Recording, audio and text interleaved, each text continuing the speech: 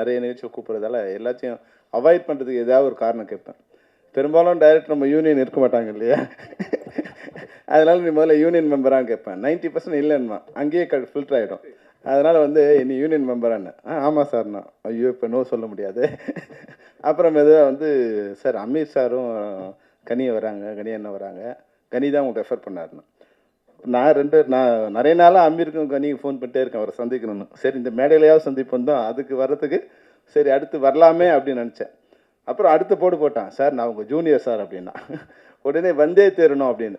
அது ஒரு அட்டாச்மெண்ட் வந்துடும் இல்லையா, என்னதான் இருந்தாலும் நம்ம ஊருக்காரன், நம்ம நாட்டை சேர்ந்தவன், நம்ம மொழி பேசும்போது ஒரு வர மாதிரி எனக்கு இந்த திரைப்பட கல்லூரி போது எனக்கு ஏற்கனவே ஏதோ ஒரு சொந்தம் அவங்க மேலே வந்துடும். அதனால் அப்படி தான் நான் இந்த இதுக்கு வந்தேன். ஆனால் இங்கே வந்த பிறகு தெரியுது இது என்னோடய குடும்பத்தோட நிகழ்ச்சியாக தெரியுது.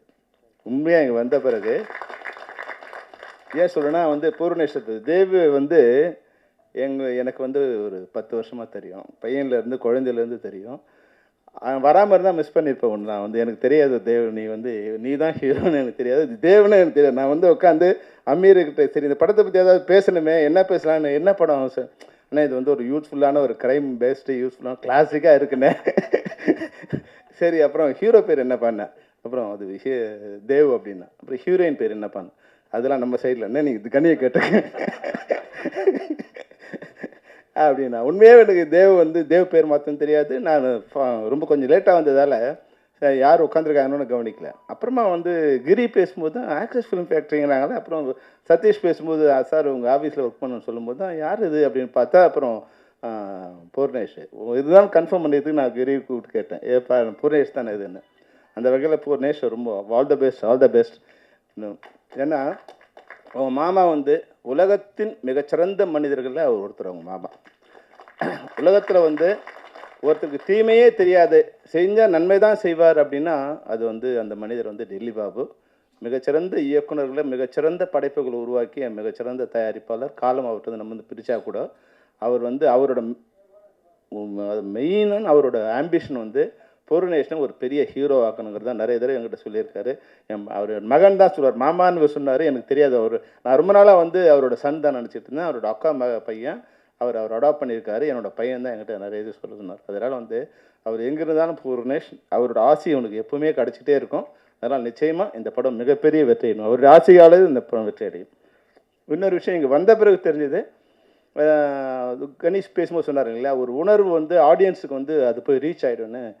அது வந்து ஒரு படம், அந்த படத்தில் வந்து கென்னடியை வந்து கில் பண்ணணும். கில் பண்ணுறதுக்கு முன்னாடி என்ன அது வந்து யார் சம்மந்தப்பட்டாங்கன்னு அது இருக்காது. அப்போ வந்து முன்னாடி வந்து FBI ஒரு மீட்டிங் போடுவாங்க, எல்லோரும் வந்து உட்காருவாங்க, ஒருத்தர் பார்ப்பாங்க, நோ டைலாக், திரும்பி போயிடுவாங்க, எல்லாம் எழுந்து போயிடுவாங்க. அடுத்தது அந்த மர்டர் நடக்கும். அப்போ நம்ம வந்து ஒரு வகையில் ஃபீல் பண்ணுவோம், FBIக்கு இதில் ஏதோ ஒரு இருக்குது, கனெக்ஷன் இருக்குதுன்னு நம்ம ஃபீல் பண்ணிவிடுவோம். எந்த வார்த்தைகளும் இல்லை. அதான் அந்த உணர்வு வந்து வார்த்தைகளால் விவரிக்க முடியாத ஒன்று சைலன்ஸ் வந்து காமிச்சிடும். அது மாதிரி இந்த மேடையில் வந்த பிறகு நான் நிறைய நூற்றுக்கணக்கான இசை விழாக்கள் நான் கலந்துக்கிட்டு இருக்கேன். ஆனால் ஒரு சில விழாக்களில் தான் அந்த யூனிட் அப்படியே மேடையில் உட்காந்துருக்கும். இங்கே பார்த்தா அந்த யூனிட் டோட்டலாக உட்காந்துருக்காங்க, டைரக்டர்லேருந்து ப்ரொடியூசர்லேருந்து ஆர்டிஸ்ட்லேருந்து. அந்த மாதிரி படங்கள் எல்லாமே வெற்றி அடைஞ்சிருக்கு. நான் லப்பர் பந்துலேருந்து எப்போ ஒரு யூனிட் வந்து தயாரிப்பாளர் முதல் கேமராமேன்லேருந்து மியூசிக் டைரக்டர்லேருந்து ஹீரோலேருந்து கடைசியாக செகண்ட் லீட்லேருந்து பழைய செகண்ட் லீட்லேருந்து இங்கே வந்து உட்காடுறாங்களோ, அப்போ அது ஒரு எல்லாருமே ஒன்றா டெடிக்கேட்டாக ஒர்க் பண்ணியிருப்பாங்க. ஒரு காம்பினேஷன் ரொம்ப நல்லா இருந்திருக்கும். அதனால் இவங்களோட கூட்டு முயற்சி ப்ளஸ் ஒற்றுமை, படம் முடியும் போது கூட தயாரிப்பாளர் சிரித்த முகத்தோடு இருக்காருன்னா அந்த படம் வெற்றி இருக்குது அப்படின்னு தான் அர்த்தம். அது மட்டும் இல்லாமல் அவர் சொன்னார் வந்து ஜித்து பேசுவோம் சொன்னார், சார் நான் அங்கே இருக்கும்போது எத்தனை பேரை நீங்கள் கலாய்ச்சிருப்பீங்க, எத்தனை படத்தை மேலே ஒரு டேக் லைன் போட்டு கீழே உள்ளே எழுதியிருப்பீங்க இல்லையா, அதுக்குண்டான மெட்டீரியல் கொடுத்துருவில்ல நீ. அப்போ இப்போ எப்படி இருக்கு உனக்கு, பயந்துகிட்டே இருக்க இல்லையா, இவனுக்கு ஏதாவது எழுதி விட்டுருவாங்களான்னு பயந்துகிட்டே இருக்கேன் இல்லையா. அது மாதிரி நம்ம பத்திரிகை நண்பர்கள்லாம் ஒரு சின்ன ஒரு வேண்டுகோள் என்னென்னா, நாளைக்கு நீங்களும் இந்த மேடையில் வரலாம், நீங்களும் ஒரு நடிகனாக இருக்கலாம். அதனால் ஃப்யூச்சரில் வரப்போகிறீங்கன்னு நினச்சி இப்போ இருக்கிறவங்கள நீங்கள் வந்து பாராட்டி எழுதுனுங்கிறது தான் நான் அவங்களுக்கு கொடுக்குற வேண்டுகோள்.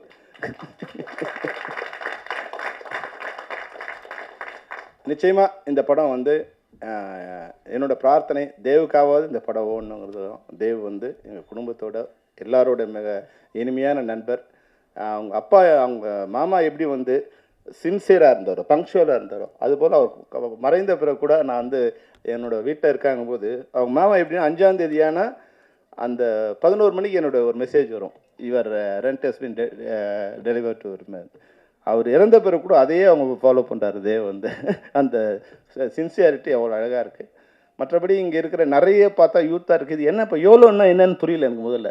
சரி போலோ கேம் மாதிரி ஒரு யோலோ கேம் எதுவும் இருக்குது அப்படின்னு வந்து நினச்சிட்டு அப்புறம் தான் வந்து இவர்கிட்ட கேட்கும்போது அமீர்கிட்ட, ஆனால் எனக்கு தெரியல நீ கனி அதையும் கனிகிட்டே கேளுங்க. அப்போ தான் கணேஷ் சொன்னார் யூ லிவ் ஒன்லி ஒன்ஸ் அப்படின்னு. நிச்சயமாக வந்து வாழ்க்கை வந்து லைஃப் இஸ் பியூட்டிஃபுல். நீ அந்த படம் பார்த்தாவே லைஃபே பியூட்டிஃபுல் தான். அது நம்ம எப்படி எடுத்துக்கிறோங்கிறத விஷயம் தான் வாழ்க்கை. அது மாதிரி இந்த படத்தில் வந்து இவ்வளோ யூத்தாக இருக்காங்க எல்லாருமே வந்து சின்ன சின்ன கேரக்டர். நான் கதை சொல்லும்போது கன்வின்ஸ் பண்ணுறது எல்லோரும் செகண்ட் லீடு தான் சொல்லுவோம். நீ வந்து எல்லோரும் செகண்ட் லீடு தான். ஆனால் ஒரு ஃப்ரேமில் வந்தால் கூட நீங்கள் அந்த ஃப்ரேமில் கூடயே நீங்கள் அந்த இதை கொடுத்துட்டீங்கன்னா ஆட்டோமேட்டிக்காக வந்து அடுத்த இதில் வந்து உங்களுக்கு இனம் கண்டுபிடிச்சிடுவாங்க. இப்போ நமக்கு இருக்கிற மிகப்பெரிய சின்ன படங்களுக்கு பெரிய விஷயமே இப்போ என்னென்னா தியேட்டர்ஸில் கிடைக்கிறது தான் நமக்கு பெரிய கஷ்டமாக இப்போ சிரமமாக இருக்கிறது. என்னென்னா எல்லா படங்களையுமே வந்து மொத்த ஸ்க்ரீன்ஸ் அவங்களே ஆக்கிரமிச்சுக்கிறதால வந்து தியேட்டர்ஸ் கிடைக்கிறது தான் கஷ்டமாக இருக்குது. உங்களுக்கு வந்து டிஸ்ட்ரிபியூட்டர் கிடச்சிருக்காரு, நல்ல டிஸ்ட்ரிபியூட்டர் கிடச்சி ஏற்கனவே மீட் பண்ணியிருக்கோம் இல்லை ஒரு மேடையில் இப்போ மீட் பண்ணியிருக்கோம். அதனால் வந்து வேறு மாதிரி எனக்கு கோகுல் தெரியும். அவர் வந்து இப்போ டிஸ்ட்ரிபியூஷன் எடுத்திருக்காரு. அவர் வந்து கொட்டை போட்டவன் சொல்லும் மாதிரி அப்போ சினிமாவில் கொட்டை போட்டவன் அவர் வந்து உங்கள் படத்தை பார்த்து படத்தை சூஸ் பண்ணியிருக்காருன்னா நிச்சயமாக இந்த படம் நல்லாயிருக்கும். நீங்கள் அதுக்காக கவலைப்பட வேண்டிய அவசியம் இல்லை. ஏன்னா இப்போது கேப்டன் பிரபாகரன் வந்து படம் ரிலீஸ் பண்ணும்போது கூட எங்களுக்கு வந்து ஒரு ஸ்க்ரீன் தான் கொடுத்தாங்க. ஃபஸ்ட்டு ஒரு ஷோ தான் கொடுத்தாங்க. நிறைய தேட்டர்ஸ் போட்டாங்களே தவிர அந்த தேட்டர் ஷோ இருக்கா இல்லையான்னு கூட எனக்கு தெரியாது. அதுவும் எத்தனை மணிக்கு ஷோனா 9 o'clock ஷோ கொடுத்தாங்க. 9 o'clock ஷோ நானே போய் படம் பார்க்கறதுக்கு கஷ்டமாக இருக்குது. எப்படி வந்து ஃபோன் பண்ணிகிட்டே இருக்காங்க. நான் எழுந்து சொன்னார் இல்லையா வந்து காலங்காத்தால் 9:30 மணிக்குன்னு. அதனால் நான் மிட் நைட் 6 மணிக்கு எழுத வேண்டியது. எழுந்தே போய் படம் பார்க்குறது. அப்போ நம்மளே போய் நம்ம படத்தை பார்க்கறதுக்கு 9 மணிக்கு போகிறது கஷ்டமாக இருந்தால் இது மாதிரி சின்ன படங்களுக்கு 9 மணிக்கு கொடுத்தாங்கன்னா நல்ல வேலையாக வந்து அது ஆடியன்ஸ் இது பண்ணதால் அடுத்து வந்து 2 ஷோன்னாங்க 4 ஷோன்னாங்க ஏறக்குறைய 1000 ஷோ இன்க்ரீஸ் பண்ணிட்டாங்க. ஆனால் இந்த படங்களுக்கு கொடுக்கும்போது தேட்டர் நீங்கள் கோகுல் நீங்கள் திரையரங்கத்தை எடுக்கும்போது ஒரு ஷோவாக இருந்தால் கூட அது 6 o'clock அப்படிங்கிற மாதிரி ஷோவாக இருந்ததுன்னா 6 o'clock 7 o'clock ஷோவாக இருந்ததுன்னா மெயின் ஆடியன்ஸ் அந்த யூத் வர்றதுக்கு உண்டான ஒரு சான்ஸ் கிடைக்கும். அவங்க வந்து இப்போ என்ன பத்திரிகையில் எழுதினாலும் அது 50% தான்.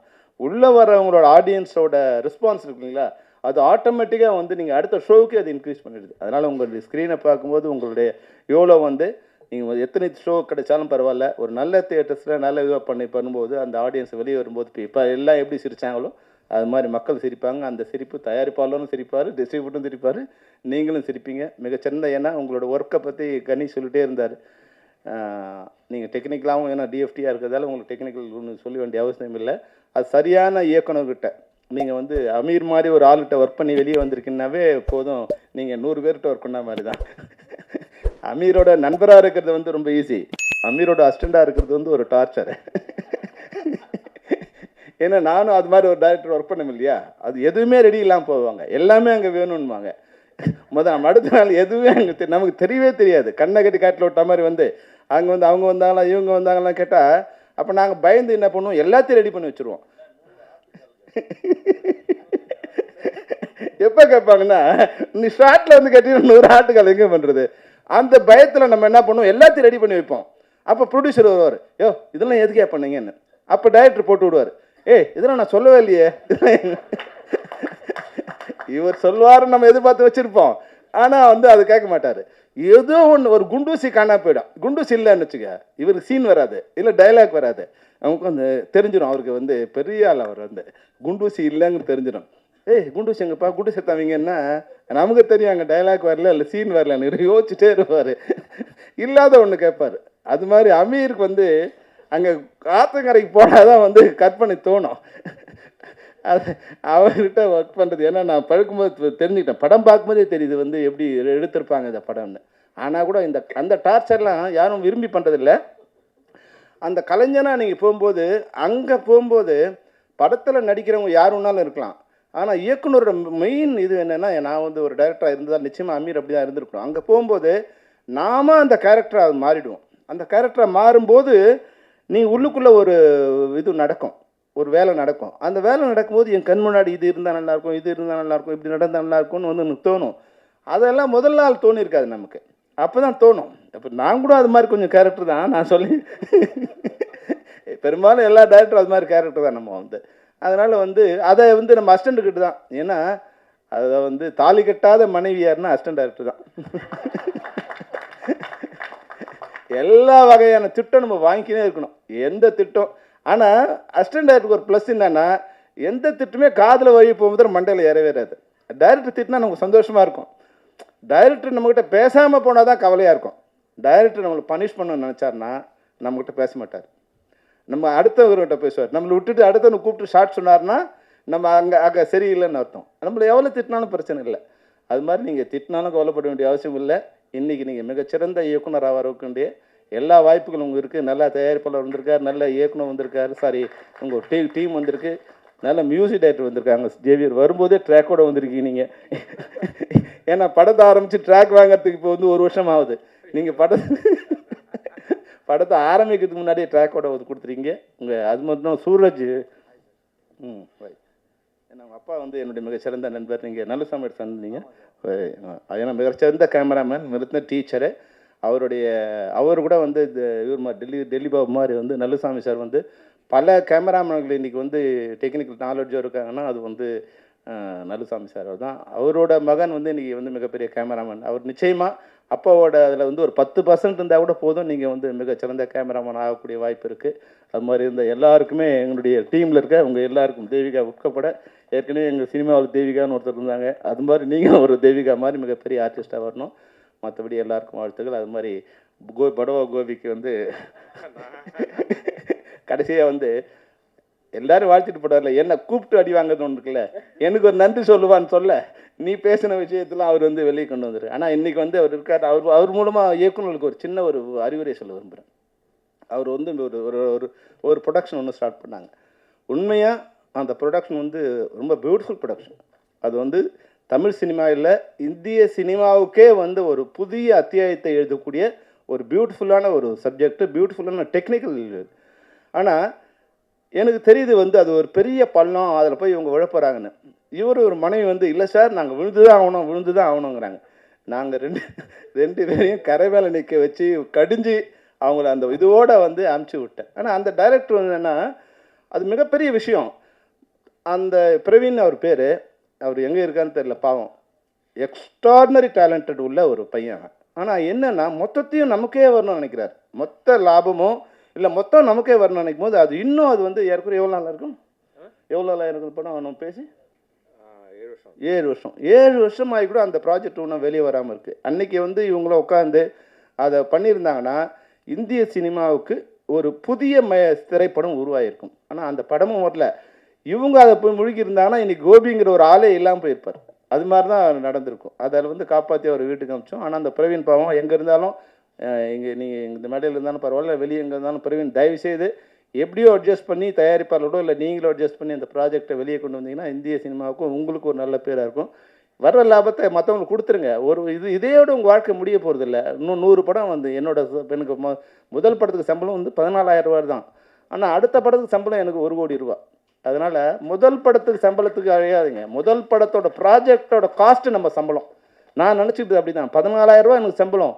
ஆனால் என் படத்தோட பட்ஜெட் வந்து 1 கோடி ரூபா. அப்போ என் சம்பளமாக நான் நினச்சது வந்து 1,14,000 ரூபா என் சம்பளம். ஏன்னா என்னை நம்பி என் அப்பா அம்மாவே ஒரு 100 ரூபா செலவு பண்ண முடியாத காலகட்டத்தில் என்னை நம்பி ஒரு தயாரிப்பாளர் வந்து 1 கோடி ரூபா இன்வெஸ்ட் பண்ணுறாருன்னா அதுதான் என் சம்பளம். அப்படி தான் இன்றைக்கி இருக்கிற இயக்குநர்கள் நீங்கள் நினச்சாதான் அடுத்து 1 கோடி ரூபா சம்பளத்தை ரைட் அண்ட் ராயலாக வாங்கக்கூடிய, அன்றைக்கி 1 கோடி ரூபா இன்றைக்கி நீங்கள் பல கோடி வாங்கலாம். அந்த சம்பளத்தை வாங்கக்கூடிய, ரைட் அண்ட் ராயலாக வாங்கக்கூடிய நிலைக்கு நீங்கள் அடைய முடியும். அதனால் வரக்கூடிய இயக்குநர்களுக்கு இந்த நேரத்தில் நான் வந்து என்னுடைய அறிவுரையாக சொல்ல விரும்புகிறேன். மற்றபடி இந்த யோலோ நிச்சயமாக மிகப்பெரிய வெற்றியடையும். சாம், உன்னுடைய முயற்சிக்கு, உங்கள் யூனிட்டுக்கு எல்லாருக்கும் என்னுடைய வாழ்த்துக்கள். நன்றி, வணக்கம்.